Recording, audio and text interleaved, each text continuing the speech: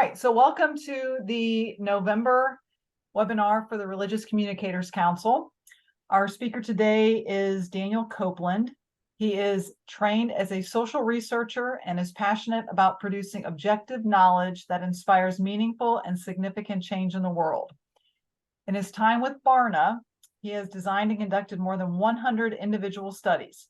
Daniel has a Bachelor of Arts and a Master of Arts in Sociology from Georgia State University, as well as an undergraduate minor in Religious Studies. He lives with his wife, Heidi, in Atlanta, Georgia. I know Daniel from our shared work on the United Methodist Communications Spiritual Seeker Study. Today, Daniel will share current research that BARNA is coordinating, especially related to tech and faith issues. He will discuss how we might use artificial intelligence in our communication efforts. So Daniel Copeland with BARNA Group. He's fabulous speaker, enjoyable, engaging, and I'm happy and pleased to have him here. I'm going to turn it over to Daniel now. Welcome. Hey, thanks, Teresa. Well, hi, everybody. It's so nice to be with you today. My name is Daniel Copeland, and I'm the Associate Vice President of Research for BARNA Group.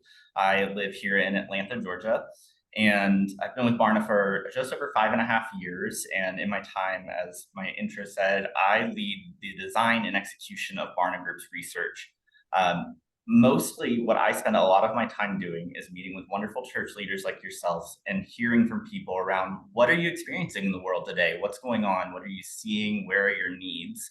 And then trying to come up with research solutions for that, research solutions that hopefully see and serve the entire church, but also have implications wider than that onto society as a whole.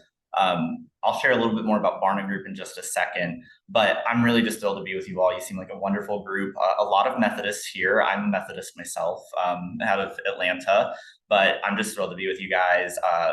Love what you do and hope that our time together will be encouraging, interesting, and engaging to the work that you're putting your time and hands to. I like to tell people I'm a generally interruptible presenter. I'm successful if people understand. I'm not really here to wow anybody. BARNA Group tries to see the whole and serve the whole, and part of that is making accessible, comprehensive research that is clear, approachable. We're successful if you can look at a stat and say, that's interesting, I understand it, and I know what I would do because of it. So in that way, as I go through stuff today, we will send all the slides to you. So there's gonna be a recording of this. You are so welcome to raise your hand in the chat, put a note in the chat if you have a question. I'll take a few pauses here and there because this is a dialogue. I get to come with research and with some data, but I'm not necessarily going to be the expert of artificial intelligence, not necessarily going to be the expert of what you should do in your time and place. Hopefully what I'm doing is bringing data that equips you with people's perspectives, that helps you see, oh, wow, that's how people are feeling. Oh, wow, that's what people are doing. And then we can creatively discuss implications of it.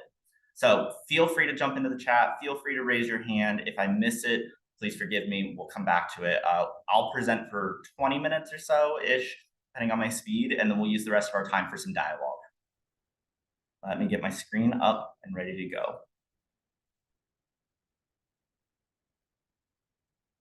Now make sure I can still see you all. Great. So I want to share just a little bit about BARNA Group. Never assume how well people do or do not know BARNA. BARNA's mandate is to understand the times and know what to do. This comes from 1 Chronicles. Where the tribe of Issachar was commanded to understand the times and know what to do. And the first thing they did was they conducted what our CEO David calls the first market research study, where they just went and counted how many Israelites there were, and then tried to quantify how they were feeling in Chronicles. And so we try to serve the church and serve religious leaders by understanding the intersection of faith and culture. BARNA's been a 40-year-old organization. We've been doing this work through many different generations of researchers at this point. At this current stage of BARNA's history, we work in partnership with organizations like all the organizations and denominations you all represent represent, to produce thought-provoking, interesting, and applicable research that is on behalf of the church, people who serve in the church, religious leaders everywhere. I understand that the Religion Communicators Council is not exclusively a Christian organization.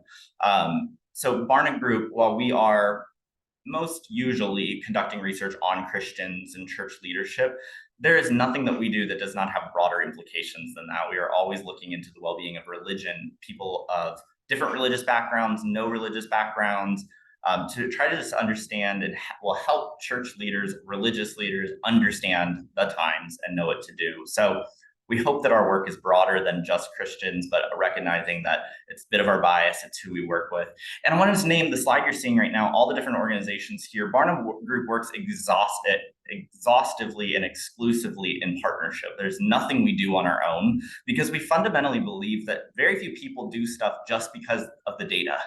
And that few people read a statistic and say, wow, I know what to do now, or this is what it's going to happen. There are incredible organizations like United Methodist Communications, who me and Teresa have gotten to work with for several years, like some of the organizations in front of you on this slide, who are doing really good work, and we're trying to assist them through research to help them acknowledge the needs of people today and know what they'll do as an organization. And so we don't do anything on our own. We're always working in partnership with others.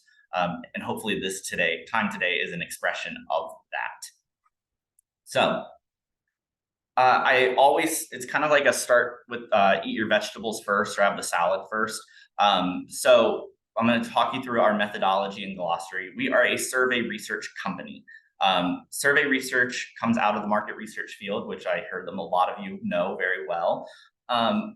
We are doing ongoing research with US adults, with Christians, with religious peoples, both in the United States and all around the globe, to ask them questions and give them the opportunity to share with us their experience, their perspectives. All the data we're going to look at today comes from a survey we did back in the summer that was a representative sample of 1,500 US adults, with oversampling for people of color, for young adults, and in this study, we were actually even looking for people who might not have more of an online connection, to make sure that we were really honed into not believing that a online sample can represent, especially when we're talking about AI and technology, we want to make sure we're seeing the biggest picture possible. So there's a great set of data. At the end of the presentation, I'll talk about some of the other stuff that we have coming up in terms of artificial intelligence and technology, but this is an ongoing study. We rarely see one data collection as an entire study, especially for things that we're looking at over time, big trends. We're always seeing like one study at a time informs the next, and the way that research is a bit of a, building a mountain one rock at a time. Every study places a stone, and we learn and we learn and we learn and we learn. Today, there's a few different breakdowns of people we'll look at. This is just how we segmented the data. We'll talk about Christians.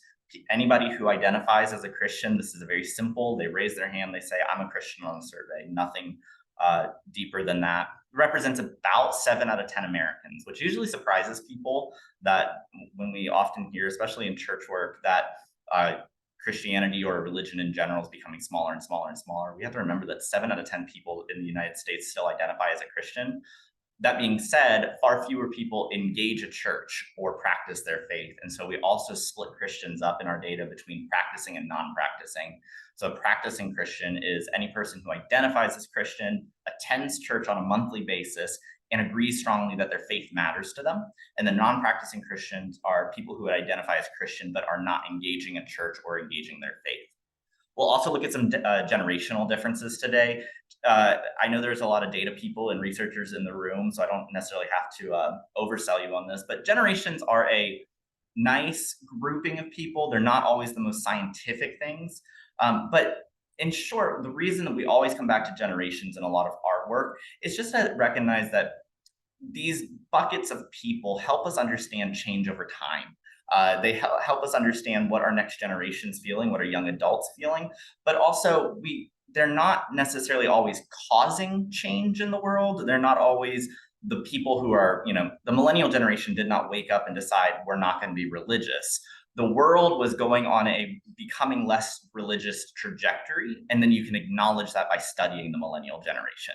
And so sometimes people get a little too tightly knit to these specific age cohorts. Just think of them as a way to study change over time, changes of what's the difference between, young people and older people, but also where is society going. So these are the groups we're going to look at today. And the presentation today is really going to just try to acknowledge some really approachable questions when it comes to artificial intelligence, but kind of give us some skin in the game in terms of, well, what does this actually mean and what does it actually look like? So let's just start with a very simple question. How often are people actually using artificial intelligence? In what ways? What do they think about it? We asked US adults, how often are you using artificial intelligence in your personal life and in your work? So in your life, in your work. If we asked them in your work, this was only of people who were employed. And what you see is that about 1 out of 10 US adults say they are regularly using it personally or in their work, while about a third say they haven't touched it at all.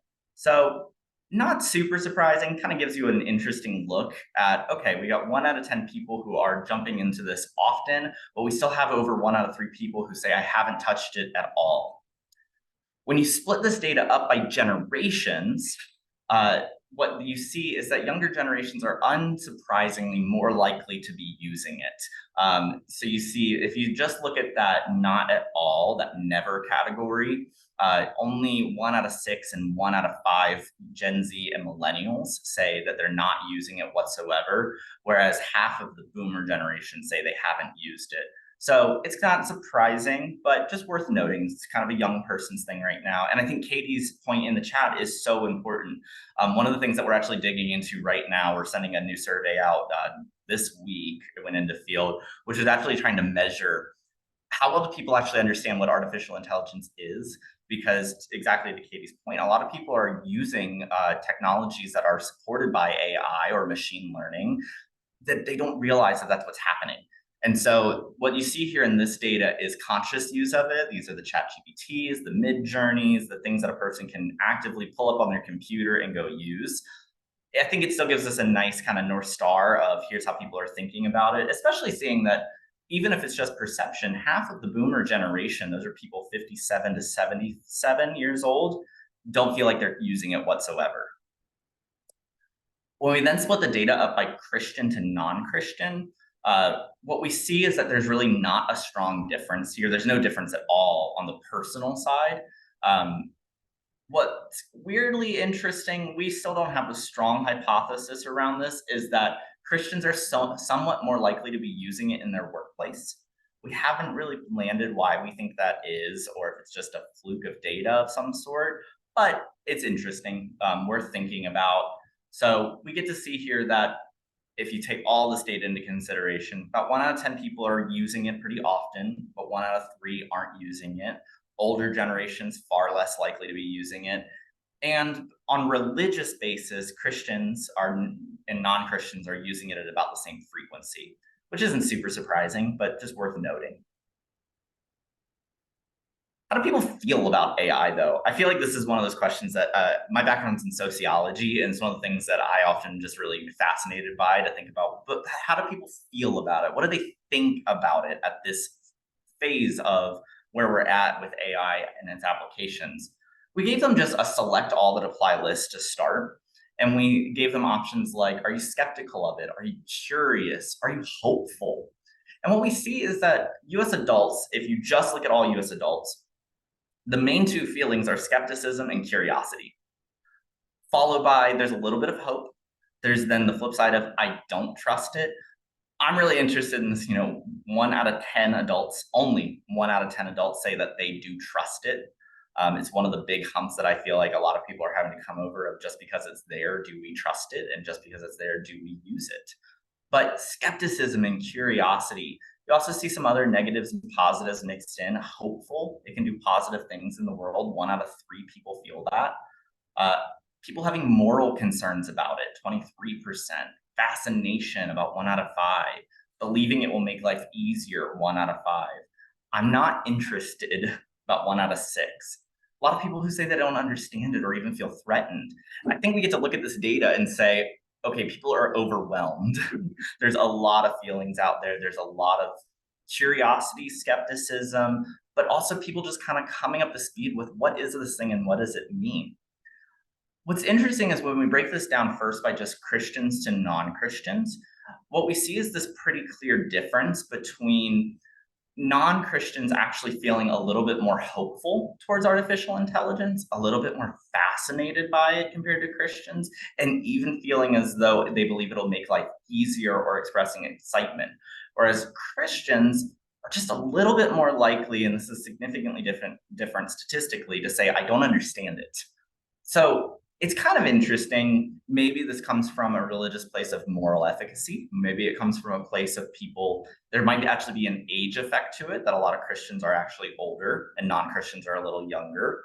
But on the whole, you can just immediately see, okay, there's something going on here where people in Christian faith communities are a little more skeptical. And it actually breaks out a little further if you then take those Christians and you split them out by how engaged in their church they are.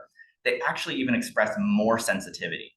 So, for example, all practicing Christians, so these are Christians who are engaged in a place of worship and they are engaged in their religious faith, they're actually more likely than all other groups to say, I think society is accepting AI too quick.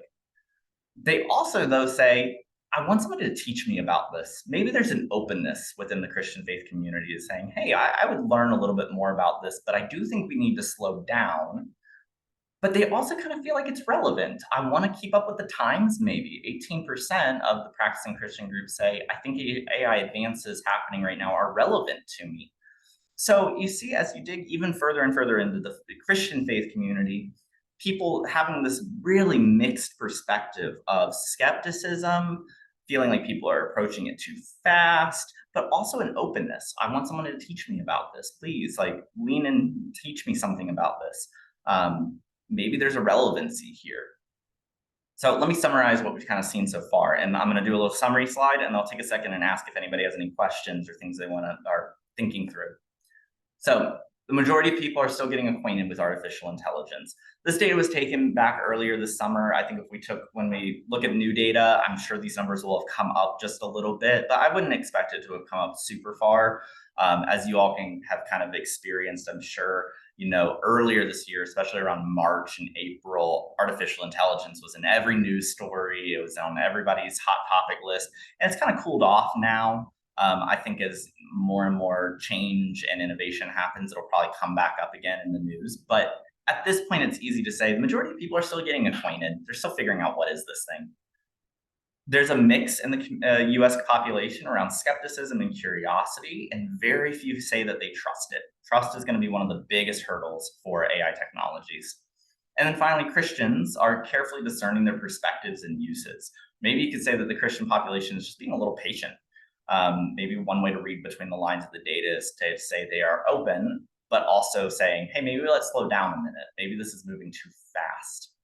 So before I move on to the next part of this presentation, where we're going to talk about dig a little bit deeper into how Christians see this showing up in communications and aspects of their church, are there any questions out there, any ponderings that people have?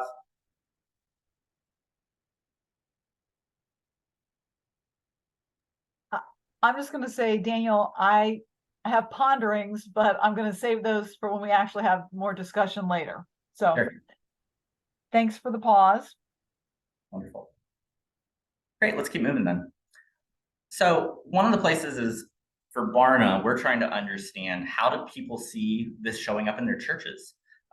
This gives us a little bit of a lens into, hey, how would you be comfortable with your church using this technology? Will this be good? And so we asked a series of questions that I want to walk you through that we called 5 relevant perspectives around AI in the church. So we asked people, to what extent would you agree or disagree with each of the following? AI is good for the church. AI is going to make ministry easier. I would be comfortable participating in a church service experience created by artificial intelligence. I would be disappointed to find out if my church was using AI, and I'm concerned about churches using AI. So these are kind of the sort of things that I'm sure we've talked about in our faith communities and we've talked about in our leadership circles. And the data is actually kind of surprising. I would say the first time I read it, it kind of put me back a little bit in terms of, wow, this is actually clear, but creates some hurdles. So we're going to walk through each of these. These were all asked on agreement scales. So first, over half of practicing Christians disagree that AI is good for the church. So you see the 54% of them say, I disagree. I don't think AI is good for the church. Only 1 out of 4 agreed that it is good for the church. 20% of these are practicing Christians said that they're not sure yet. I don't know. But on the whole, there's this really strong, even 1 out of 3 disagreeing strongly about this being good for the church. When we asked AI is going to make Christian ministry easier, only 23% agree that they believe it can make Christian ministry easier, and 55% disagree. Now, we can quickly here get into a conversation about, well, what do they think it means to make Christian ministry easier? I think one of the things that the longer I've sat with this data, I've come to really think about how I think most people want to see their church and their religious communities be really human. And they're probably not thinking through the technological aspects in terms of how do we put marketing posts together, social media posts together, how do we communicate out, how do we create efficiencies that are helping our ministry so that we can do more ministry. But what this is helping us see is just if we just jump into conversation with congregants about this, there's hesitation. They're not necessarily connecting 2 and 2 together. Next question was, I would feel comfortable participating in a church service created by artificial intelligence. About 3 out of 5 practicing Christians disagree that they would feel comfortable with this. 59% of them say, no, I don't think I want this. And I remember when we wrote this question, it was because we were hearing stories from around the globe of churches saying, hey, we're going to let artificial intelligence write our entire service, write the sermon, pick out the worship songs, pick out the hymns, pick out the order of events. And to some people, it was really interesting. To other people, it put us back on our heels and said, wait, what's going on here? Is that what the church is? Is that what religious expression is? And I think what we get to see in here is that practicing Christians, those most engaged in their faith community, say, no, that's not what I want. That's not why I'm coming to church. I'm coming to connect with people. I'm not necessarily coming to be wowed by a technology. You then see this get even stronger. The majority agree they would be disappointed to find out that their church was using artificial intelligence. It's 59% of the practicing Christian population. People want that human experience. They don't necessarily see the connection points. And like I've kind of hinted, this isn't to say we can't use artificial intelligence. This isn't to say that we shouldn't. It's just to say that there's a discomfort in lay people. That there's a discomfort and a skepticism that we have to be considering. And then finally, 2 out of 3 say they're concerned about their church using AI. People really do want that slow, patient walk-in of how we're approaching this, how we're thinking about AI in our faith communities. Next piece of data we're going to talk about, we asked people, how would you feel if you knew the pastor of your church was using AI as a tool to help craft sermons and teachings? So one of the early things that people have, I'm sure this is what most of you maybe even think about when we talk about artificial intelligence, is people have used these ChatGPT-like text filters and text companions. I will say that in some of my own work, BARNA Group years ago used to be all in one office, and now I'm the only person who works out of this office. And I've found that sometimes ChatGPT can be the greatest brainstorming partner because I don't have people in the office to talk to anymore. But in that way, it's a nice technology, it's a nice use, but would people actually be comfortable knowing that their pastor was, as they're preparing their sermon or their homily, was using AI? What you see is a lot of division around this. So Christians are pretty divided regarding their comfort towards the pastor using AI to craft sermons or teaching. So what you see in the data is that 36%, about 1 out of 3 Christians say, I'd be comfortable with this, that would be okay. About half, just over half, say they'd be somewhat or very uncomfortable, and about 1 out of 6 say that they're not sure. So on the whole, pretty divided. I think we can read into this and think a little bit about, okay, maybe this is people not knowing exactly how it would be used or what it would look like. But it gives us a perspective, discomfort. Unsurprisingly, the millennial generation is actually the generation who is most likely to express comfort on this topic. 51% of them saying, I'd be comfortable with my pastor doing this. The boomer generation, older adults, were most likely to say, I'm not so sure about this. I'm pretty uncomfortable with that idea. Interestingly, though, because we've seen this kind of back and forth with the practicing Christian audience, they're actually a little bit more comfortable. So those who are more engaged in the church are a little bit more comfortable with their pastor using this compared to not compared to discomfort. Non-practicing Christians, they express just a little bit more discomfort. There might just be a little bit of skepticism of this group that sits a little bit more on the outside in, looking into church groups and church communities.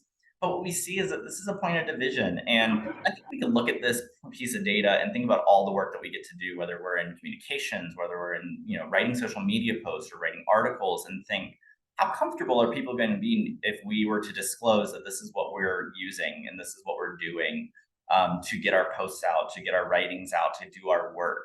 There's a skepticism that's alive, and I don't think it surprises anybody, but it's so important to acknowledge. So let me summarize this that section. Christians' general openness to AI doesn't necessarily apply to their perspectives of the Christian church's use of AI. They expressed earlier in this data that they say we're moving too fast with AI, but I'm open to learning about it. But when we ask them about their church experiences, they kind of say, nah, I'm not so sure, not here in the church. I'm not sure if this is the good thing. I'm not sure if this is the right direction. Then leading into that second point, Christians are uncomfortable with the idea of their churches utilizing AI.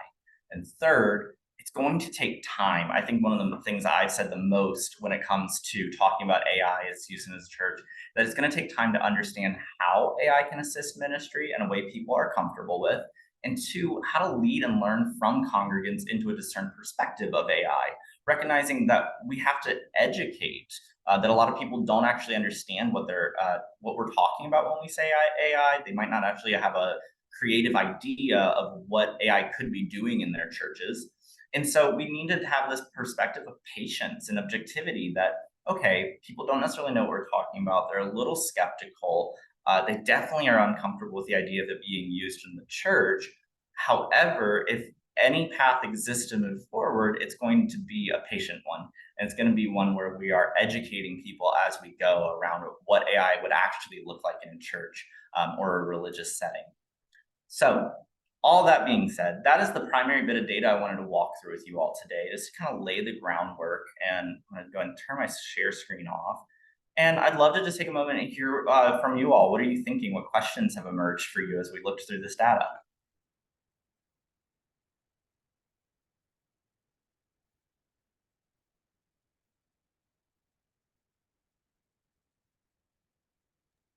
Even if you don't have a question, if you just have a reflection, it could be a great way to start conversation. My first question is, when did the generations shift and when did we get rid of the silent generation? Yeah. The silent generation, I think that term started getting phased out in the 2010s. It's not a term that I used. I've used it any of my time in BARNA group, but I'd have to go look up to see it. I don't think it changed any of the age range. Yeah, it's still active, and your Yeah. ranks that you have on there, they're off about by 2 years compared to other. Yeah, all the market research firms between us and Pew and Gallup use different age ranges. It's never perfect, but it's a great note. What's something we're aware of. I'm not sure where BARNA's had its age ranges set since before I was on staff, but absolutely. Yeah, as I looked at the data, I was thinking, oh, if the silence were included, I bet it would be skewed more toward the discomfort than it probably is. But I don't know. One of the things you mentioned was about efficiency. So that piqued my interest. So I don't know if you're going to touch on that a bit more, but I'm thinking from faith-based organizations more so than the local church. How can it improve efficiencies? I know I go on some sites or even using DoorDash and other things, I know I'm dealing with artificial intelligence because of the chats and the questions they ask and trying to help you figure out what the problem, whatever problem you may be having with them. So I'm just wondering, how does that translate for us in the church or in faith-based, those efficiencies? Thanks, Allie. I I feel like, Daniel, I don't know if that's really a question for you specifically or a question kind of for the group. Because this is a group of folks that have some, connection to communication. And I'd venture to say that some folks here have used some type of AI to assist them or tried to assist them in the work they're doing. So I guess I would kind of lean on, does anyone have an example of how it is making them more efficient? Daniel alluded to, it can be kind of like a brainstorming partner for you when you're working remotely. Anudama? Yeah, I'm going to sound like a boomer here because I am, but we're having a big new temple opening event and we're inviting political leaders, etc. And some younger person was asked by our local president to draft some letters and they used AI. And they had about a 1.5-page letter. And I ended up rewriting every single thing. But I was able to use 3 or 4 lines where they had researched that, Congressman so-and-so, we know you're interested in such and such topics. That part I could use, but everything else. And I was kind of thinking okay, they just don't have this polished yet. But certainly like a lot of new technology in the beginning days, you wonder the amount of time to fix it is how much is that benefiting you compared to the amount of time that puts into it. So I'm a boomer and I'm going to be skeptical because of my experience. Thanks. I think a large part of what makes AI successful and efficient is the way you prompt it with the questions you ask it. So that's a learning curve for people. Melissa, I see you had your hand up, and Steve also has hands up. So Steve, you, and then we'll go to Melissa. Sure. So I've found actually, I probably use it more like Daniel. I have a dialogue. So I might get that first letter and I go back and forth and I ask more refining questions. Depending on the research, I might even ask a question. So where'd you get that idea? And literally the AI will actually go back to this source, and this source, and this, what about this source? And you'd be amazed at just how you don't have to read all these sources, be able to get the abstract level information out of it, the executive level. And I found it to be incredibly useful for baseline information.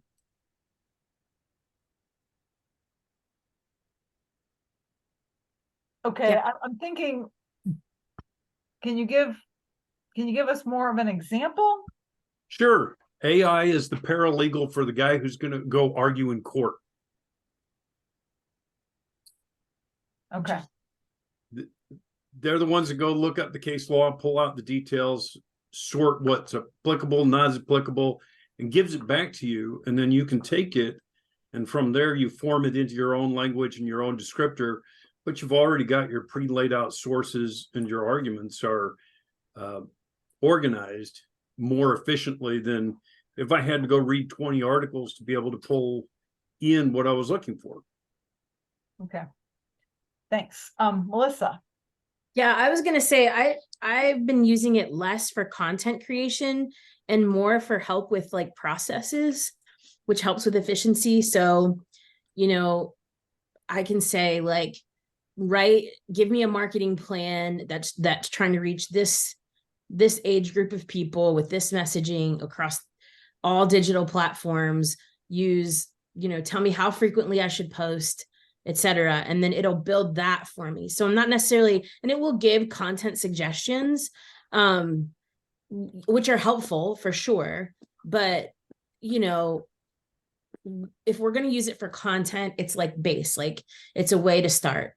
And then we can kind of use it and build around it. But I found it helpful for efficiency and use for processes and coming up with things that might take our team a little longer to iron out. Okay. Thank you.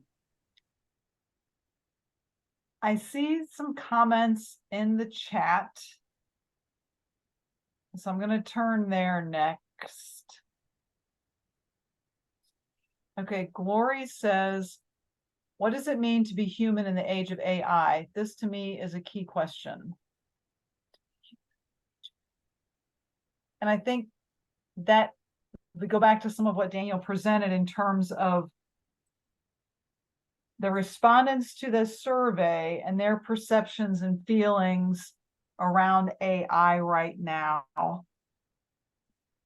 I don't know that we have an answer based on the survey about what it means to be human. I think some of what's in the survey might help us, does help us understand where people, what people are thinking in terms of trusting it, what we can do to maybe help them discern how to use it, what we can do to help our constituents understand how we might be using it, what we can do to help them understand what it is. Those were some of the things I took away from what Daniel was presenting in terms of pondering. To mitigate concerns that some of our constituents might have, perhaps we take steps to educate them on what it is or how we might use it, so they understand that we're not writing a whole sermon or relying on AI. We are just using it for other things, possibly. I don't know, Daniel, do you have any comments? Does anybody else have anything they want to weigh in on that question from Glory? I think it's a really great question, and if I was to take like an anthropological perspective for a second, and you recognize that human history is in some ways defined by our technologies. There was the spear led to the wheel led to iron casting, and metal casting led to armors. And human history is just marked by technological advances. But only so long as we identify them as technologies and things that we utilize, things that we get to put in our pocket and say, and now I have this to work with. And I think the fear with artificial intelligence is that people see it in some ways as greater than or smarter than the human mind, and rather than being another tool in the toolbox, rather than being, something that we get to pull from and lean on to do what we are capable of in a better or more efficient or a more effective way. And so I think we have to continually root language in, this is a tool. It's a tool in the toolkit, just like you couldn't give anybody a hammer and expect them to go remodel a room or do construction. In the same way, it's the knowledge of how you use that hammer or, to go put up a piece of drywall. And so I think we have to continually root ourselves in the human expression of how we use technologies, not necessarily how technology defines what's possible for us. It's we and our uses. And so I think always putting that humanness first in terms of how we're utilizing it is so key. It's kind of like the form also has to always come with the function. We are at BARNA, whenever we're using AI nowadays, we're always naming that we've used it. So naming, hey, we brainstormed with AI on what to use, what to ask in this survey. Like I said earlier, it's been a great brainstorming partner with me, where I'll write an article, for example, and I'll take just the introduction of this article and I'll give it to a chat GPT or an AI and say, do you understand what I'm talking about? Does this make sense? I'm not letting it dictate. I'm just letting it tell me, did you write clearly? Would you change anything? If I wanted to make this a little bit clearer, what would I change? Do you understand what the main point I'm trying to make is? The same way that I would do that if I had somebody else in the room with me, that I just valued their perspective. So things like that, but then naming later on, hey, we used AI as a brainstorming partner. We used it to hone in our argument to make it a little clearer. Things like that, and putting that humanness first. I think humanness first, it's a tool in the toolbox, will actually really help people come to a better understanding of what it is and how it can be helpful to us. Steve, I saw you came off mute. Yeah, I write articles and drop them into AI and ask regularly, who do you think I'm writing this to? Mm-hmm. What do you think my main points are? And is this too long? And it's funny when you ask AI, depending on who it thinks you wrote it to, the answer is always yes.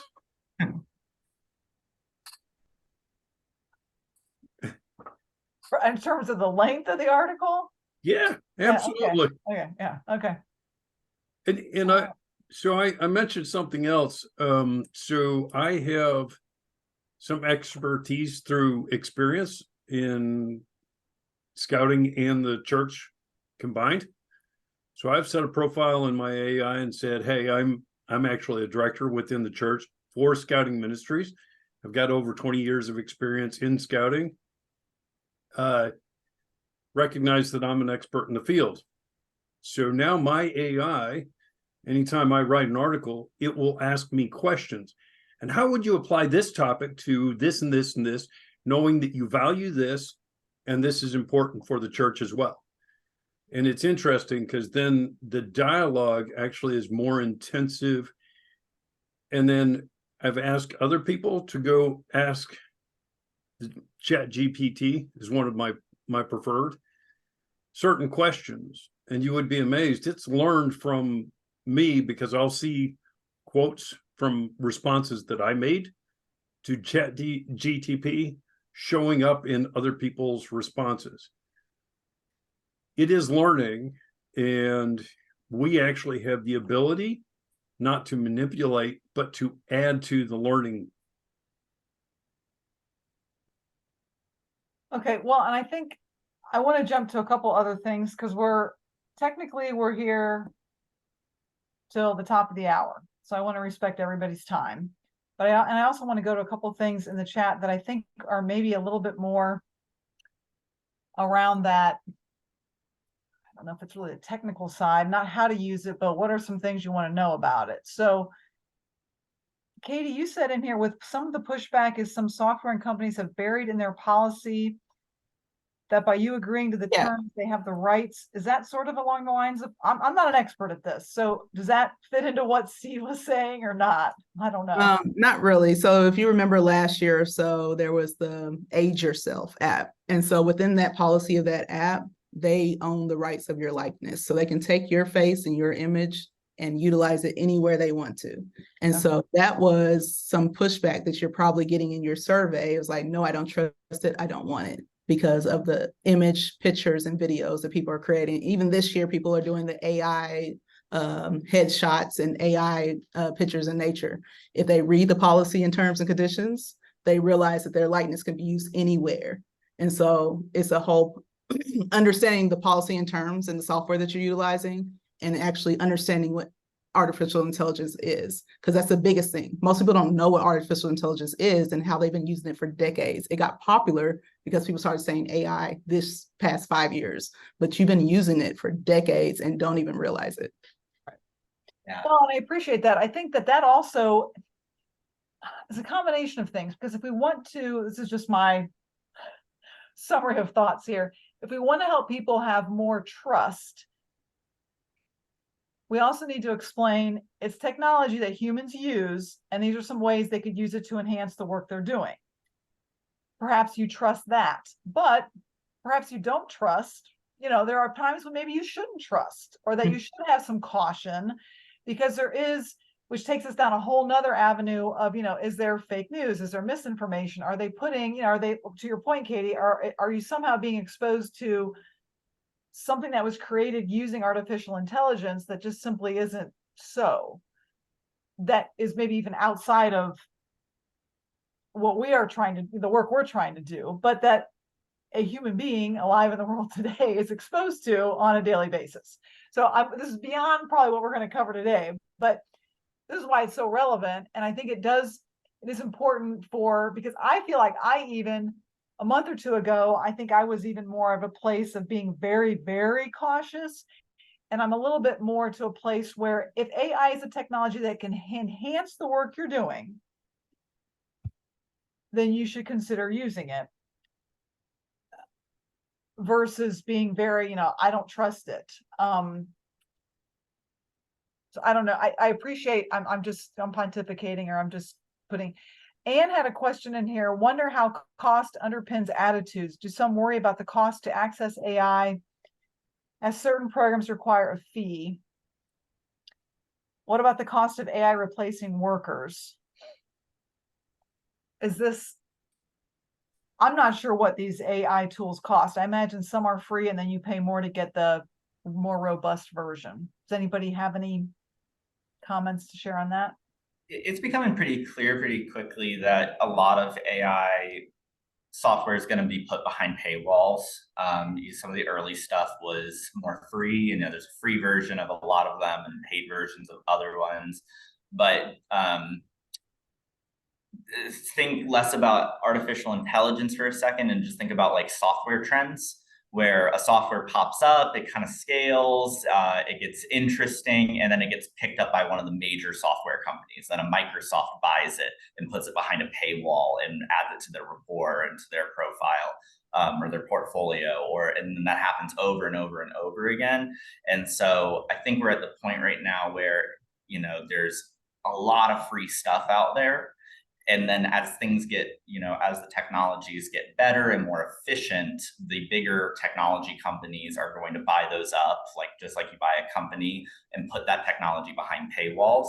And so there is real fear behind, then there's a pay to win aspect of AI technologies as well. And, you know, this is, if we make jump over to the writer's strike happening right now in Hollywood, so much of this has actually been spurred on by while artificial intelligence wasn't the start of it, it became kind of the center of it, because writers had to find ways to defend themselves and advocate for themselves via policy and contracting to say, hey, you can't just go replace my work with AI. And especially when then companies put the AI behind paywalls and the average writer or the average worker can't get access to it, because they'd have to pull that out of their own pocket versus a company paying for it.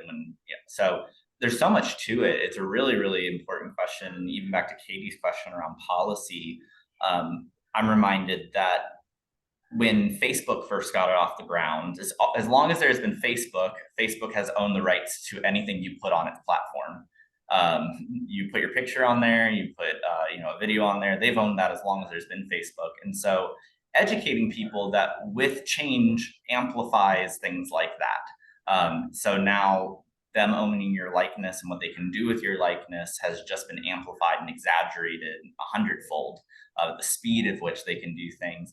And so, you know, I think there's work to be done on the policy side in terms of how can we as leaders and organizational leaders be thinking through what policies are we enacting, how are we leading, but also how are we educating? Because the average person, just like when Facebook hit the market in 2003, did not know that Facebook owned your pictures. Now people also don't understand that they own your pictures and they can edit them with artificial intelligence, that they can do things with them. And so constant need for education through our works is going to just become more and more important, because people need it and they don't know where to find it. And religious communities are a place of trust, and hopefully where people can hear discerned leadership and say, wow, that's a voice I trust. That's someone I would like to learn from on these issues, not just learn what it is, but also how to ethically and morally move through it. Well said. I feel like it's a tall order and it's a challenge, and we're all trying to navigate through it. Stephen did put in the chat a little bit more of a hopeful, in terms of what is AI doing and jobs and things like that. I do think that it's enhancing the work people do. But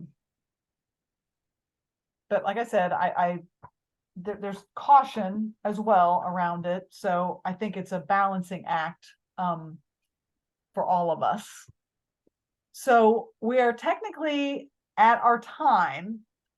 I am thrilled for the attendance, for the content, for the speaker, for the conversation. And I think we probably all could benefit from having more conversation like this. And, Jenny and I will work toward perhaps trying to develop more things like this on this topic. We'll see. Jenny put something in the chat. Do you want to talk about that, Jenny? Sure. As a resource for our members, this is a evolving, changing, rapidly evolving and topic. So for our members, we put on our website, we have some AI resources listed. If you have suggestions for links there, please send them to me and I'll add them. We will certainly have Daniel's slide deck and the recording of this added as well. So I'll share that out. But really, we were just trying to put like a one-stop shop for folks to have some AI resources available to them. So if you have any suggestions, let me know. Okay. Thank you, Jenny. Thank you everyone for attending.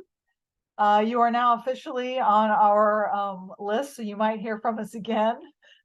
And we appreciate you and we want to hear from you. So, and thank you, Daniel. This was fabulous. These conversations always give me a little more to think about. So always learning. Thank you. Thanks, everybody. Bye-bye.